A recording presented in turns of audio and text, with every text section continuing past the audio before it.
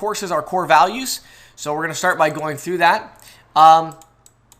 Let's see here. Do me a favor, Marge, if you could ask me that question again. Marge asked a question. We'll get to all the questions here once we get to the section of the program about the Understanding Merchant Services course, and then I'll answer that question for you. Our core values, let's get started on these. First of all, our first core value is always learning. Take some time to refresh your memory on industry basics. I've really been, it's always interesting to me. I've had probably 3 or 4 agents that are fairly experienced. They've probably made 15 or 20 sales. And I've had 3 or 4 agents in the last few months like that have contacted me with questions like, I ordered a new terminal and I was going to use the customer's PIN pad, but it doesn't work. Why is that? And they didn't have an understanding of how encryption works with PIN pads. That's a pretty basic thing, but again, it's very easy when you're getting into a new industry to kind of miss some of the basics of the industry. And so we're going to talk today about some of those basics, but the Understanding Merchant Services course that we're rolling out today, that really is designed to answer a lot of those questions that you have about the basics of understanding the industry, understanding the equipment, and things like that.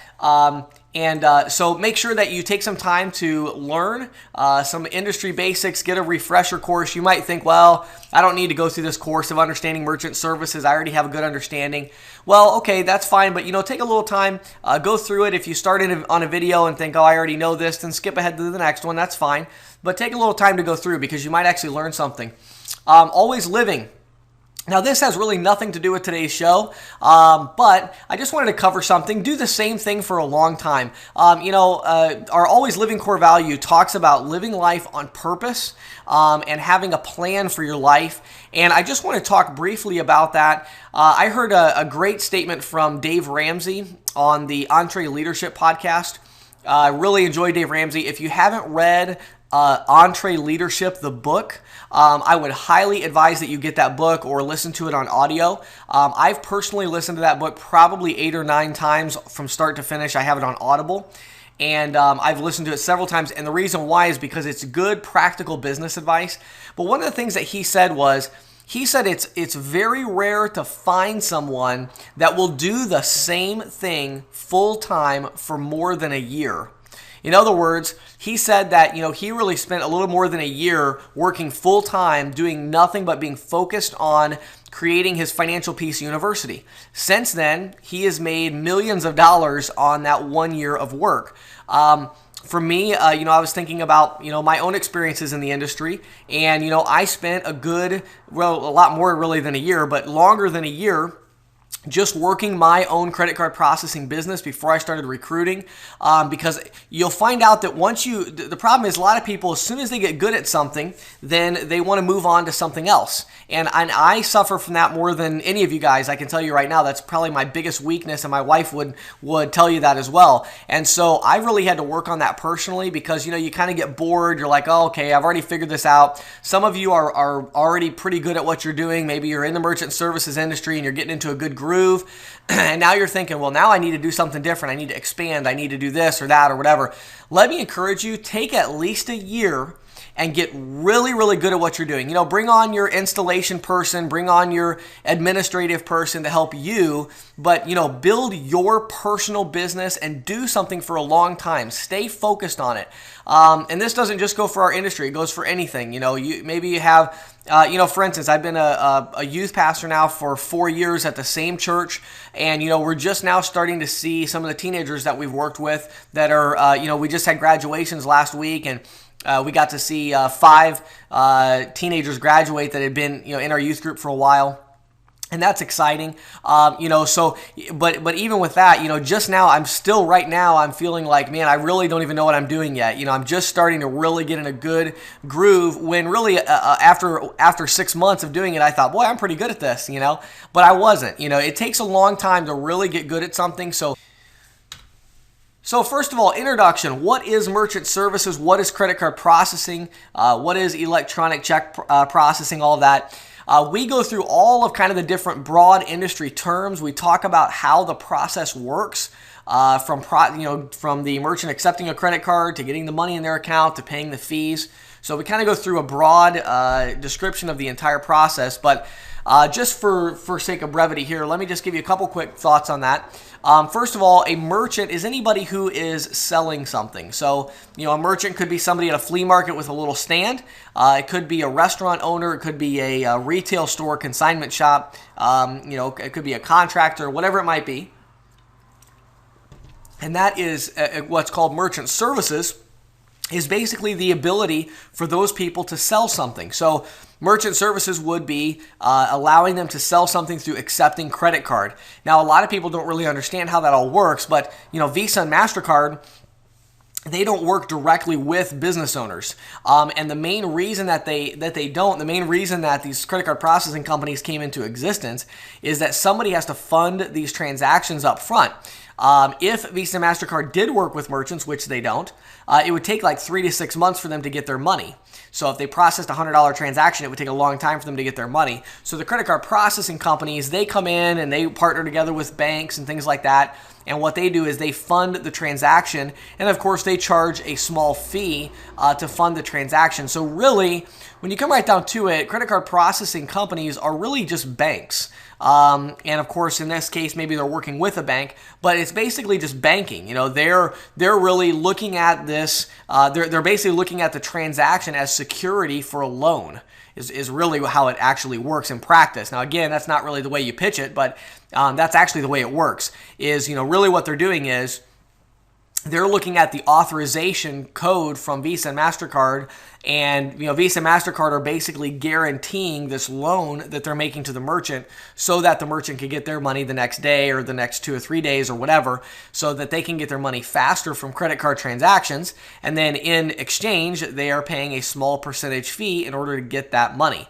So that's why it works. So if you ever get somebody that says, "Oh, credit card processing is a big scam," and all these credit card processing companies, there's no reason they should charge fees or whatever. Or if you get somebody that says, "Well, I've got my company, they're direct. I'm direct with Visa and MasterCard." That you can answer that question confidently that no, you're not, because they don't work with business owners directly. So someone gave you false information. And secondly, the reason why you're charged the fees is that somebody has to facilitate and fund that transaction, because otherwise it would take you 3 to 6 months to get your money, Mr. Business Owner. And I know that you don't want that. So that's how credit card processing works. Now, there's several other terms you're going to hear. Merchant services, credit card processing, those terms are kind of interchangeable. You're going to hear electronic transactions or electronic payment processing. That encompasses everything from gift cards, electronic check processing, PIN-based debit, the whole deal. So anything processed electronically. You'll also hear about electronic check processing. Electronic check processing is very interesting. Many agents really haven't become expert there, and it does. Many business owners need electronic check processing. There are really 2 different reasons to process checks electronically. Now, we've all seen that happen. We've all seen the check scanners that, you run the check through and it converts it to an electronic transaction. But there's really 2 reasons why business owners use electronic check processing. Number 1 is for convenience.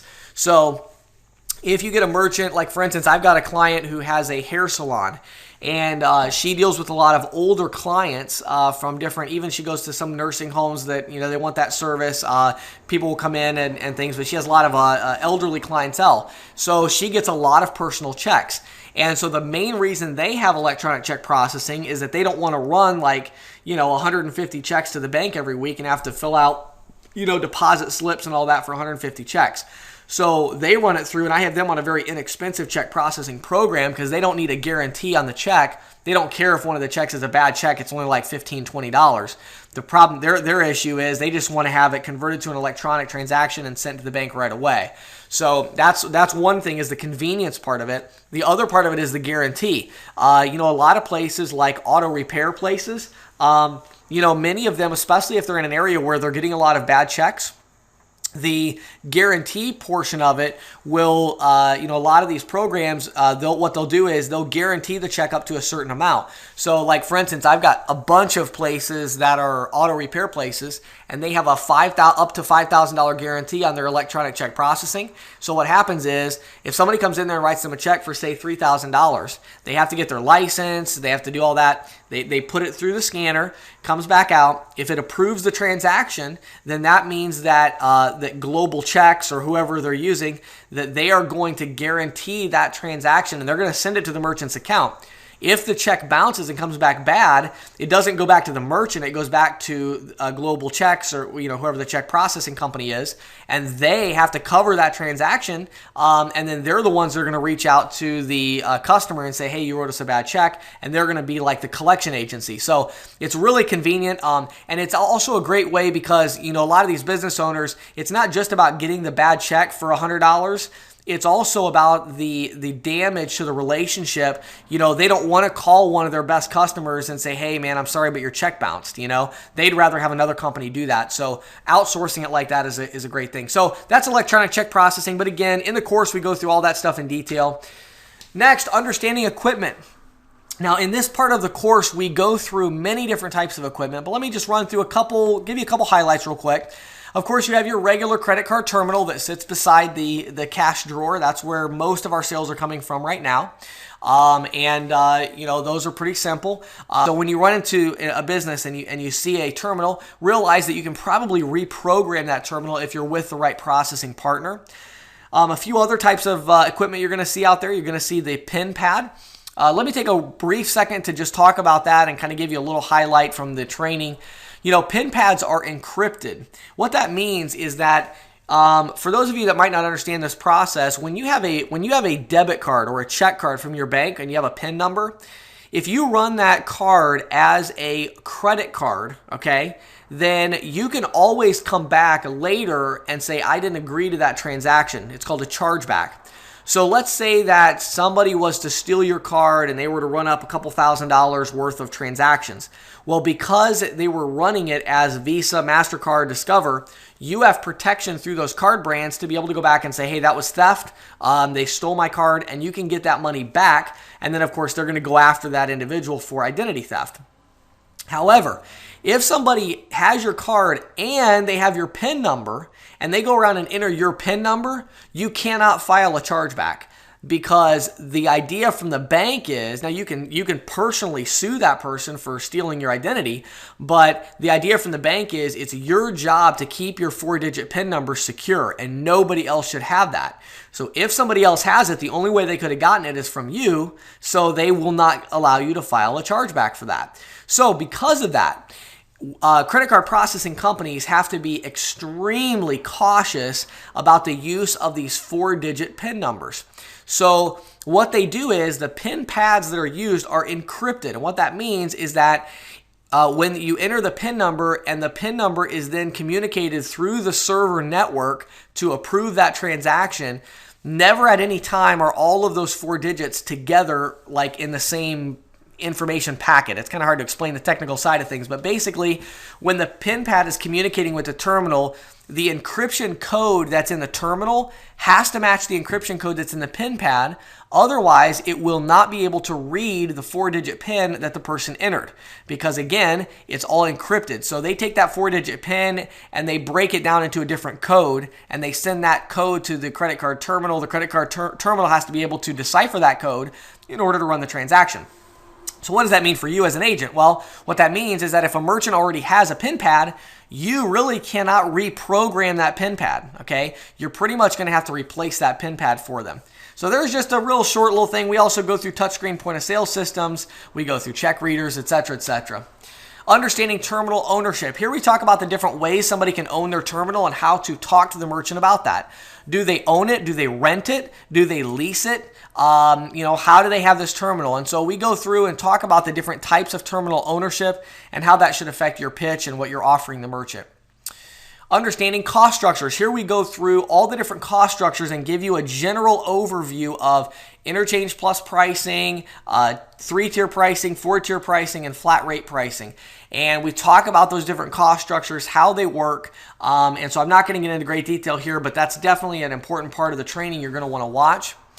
Understanding the fees. Here we go through a list, through several videos. We go through a list of all the different fees that you're going to see on a statement, and we explain what that fee is, how it works, some of the different names. If you've been doing this for any amount of time, you've noticed that on statements, they'll have the same fee will have a different name on one statement versus another statement. So we talk about some of the different names that the fees have. Next, understanding a cost analysis. This one in the next section, this is where it starts to get a little bit more advanced, and we take all the things that we talked about in the first section and we go through and help you understand the cost analysis with screenshot videos. And we use different cost analyses from different processing companies, and we kind of show you how the cost analysis works and how to look at it, how to identify the things that really matter on the cost analysis, and then how to take that cost analysis in to make a presentation.